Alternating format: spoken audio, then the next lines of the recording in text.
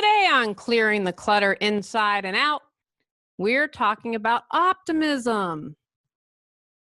Are you an optimist or a pessimist? Do you know why you always see the glass as half empty if you aren't an optimist? What are the benefits of being an optimist?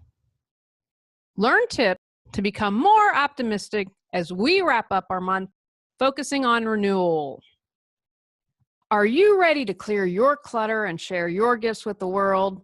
Every Tuesday at 1 p.m., join me on Clearing the Clutter Inside and Out as I teach you how to navigate the waters to declutter your life, get organized, and become more mindful. I'm an award-winning professional organizer, author, and certified life coach, and I destroy the box and examine clutter in all areas. Every episode, I'll give you take action steps that you can easily apply to your life. Come on, let's get started. Today's episode was inspired because I've been working a lot on being more optimistic. I know that I am at one level. I think at a deeper level, and that could be because I'm really struggling with something right now. Probably one of the biggest challenges I faced in my life. And I'm doing some work. I'm going to learn more about it next month. And so I'm working on changing these deep-seated beliefs. Today's episode was also inspired because I believe here in America, I know we have listeners all over the world, I believe we become a mean-spirited, pessimistic country. When you change your attitude and beliefs, you can change your life. Where the attention goes, the energy flows. Spring is a great time to learn how to be more optimistic. Remember, you can learn. You can change your behaviors. Flowers are blooming. There's more light, that awesome smell of earth. Springtime is about growth, birth, renewal, rebirth, new beginnings. Negativity is usually a defense mechanism, so you won't be disappointed if things don't work out. You can understand that. Be compassionate with yourself.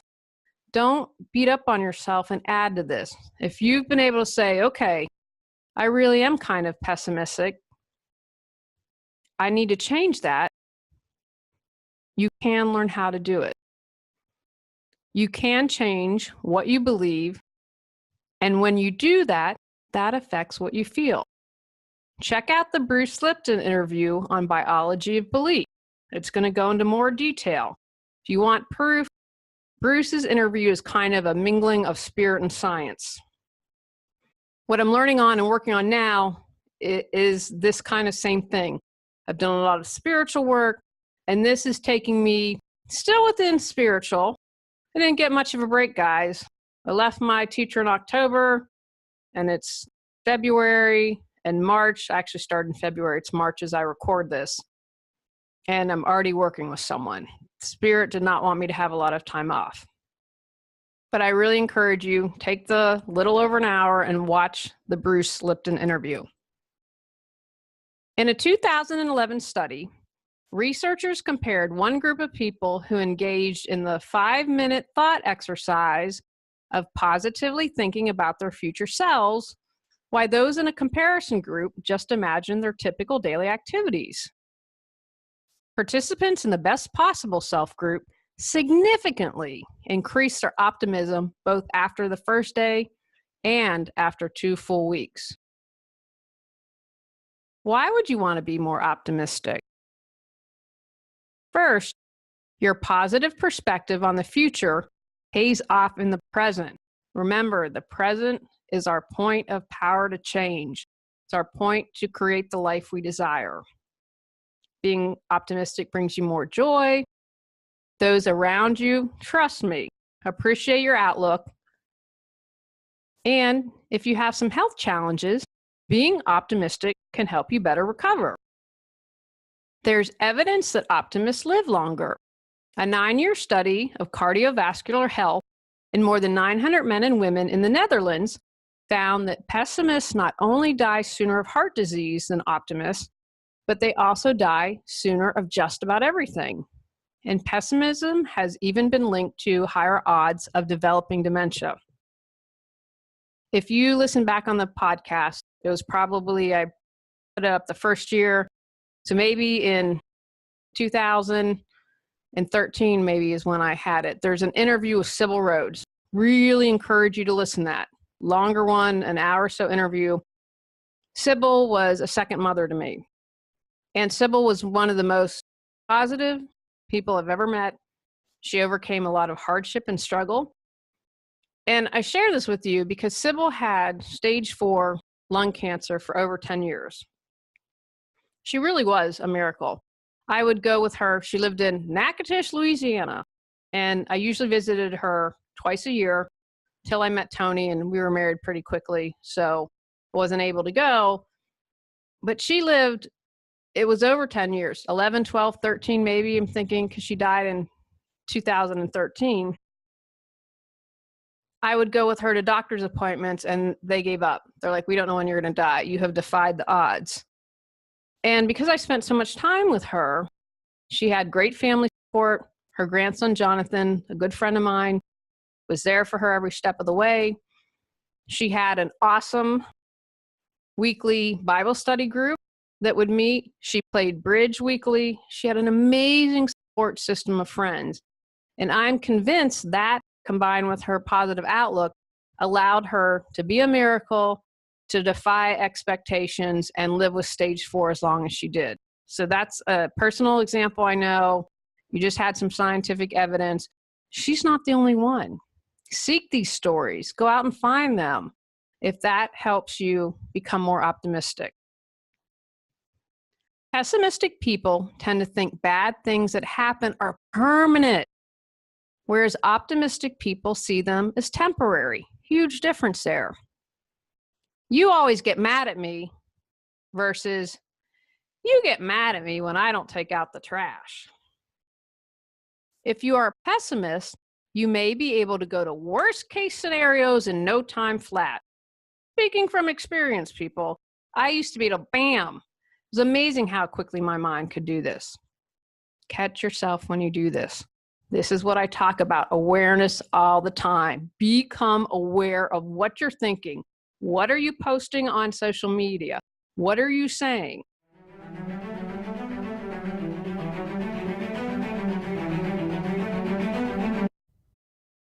Can you easily navigate the ups and downs of life?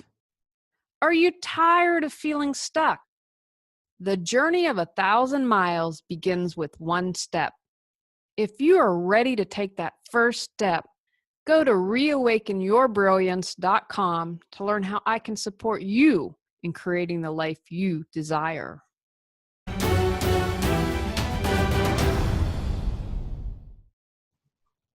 Be really aware of your language.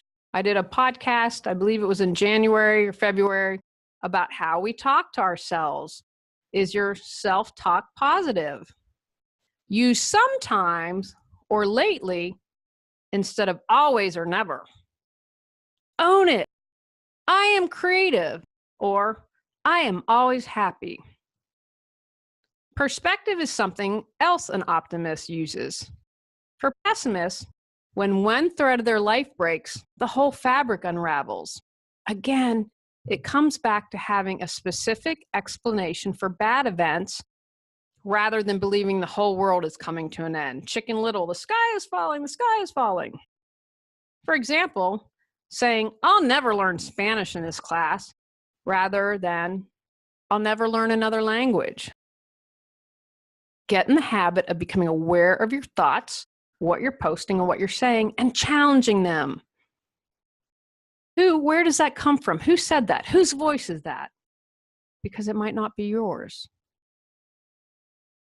Focus on solutions, not on problems. Begin your day focusing on what needs to be done.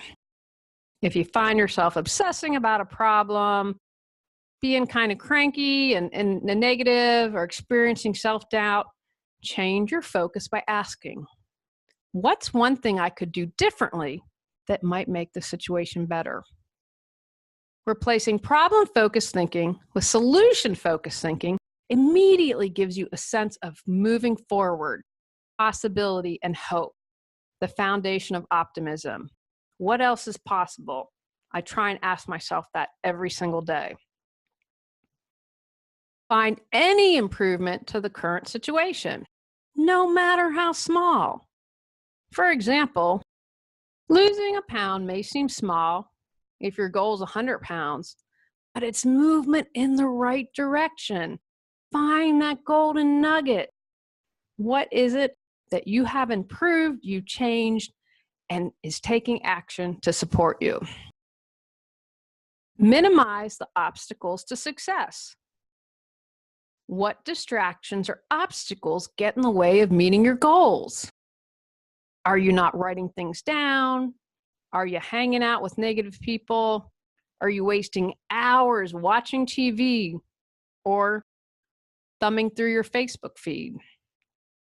Know what your distractions are and limit them or eliminate them completely. You have power and you have choice to do that.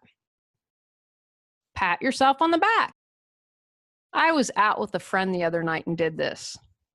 Review your day. I'd encourage you, one of your habits should be reviewing your day each and every night. Ask yourself, where have I succeeded today?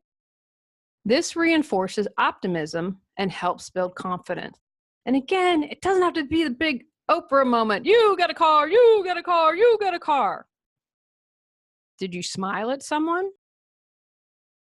Did you give a compliment that made someone's day? These little things all add up. Take care of yourself. Easier to be an optimist if you have good self-care. Exercise. Eat right. Have a mindfulness practice. Have a spiritual practice. If you feel good, you're probably going to have happier thoughts and emotions. Befriend an optimist. Hang out with optimistic people. I know I've talked about this before. You become who you hang out with.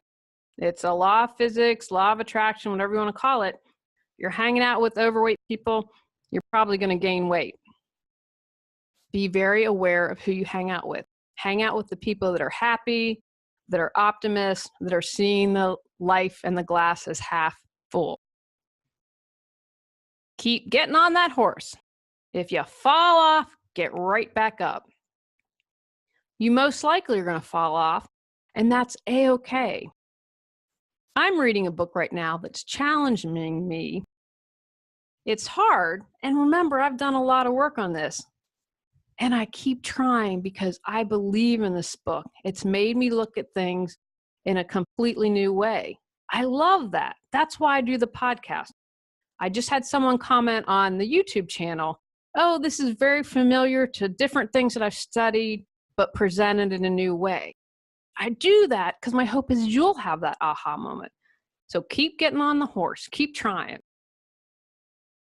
Gratitude. As always, practicing gratitude is something that doesn't cost you a dime and you can easily do. To help you get in the habit, consider doing it at the same time, right before you go to bed, during your lunch break, driving home from work. Struggling? Get back to basics. I believe everyone listening or watching has a roof over their head and probably access to clean drinking water. The more you practice gratitude, the easier it becomes. The more it settles in your bones. It becomes part of who you are.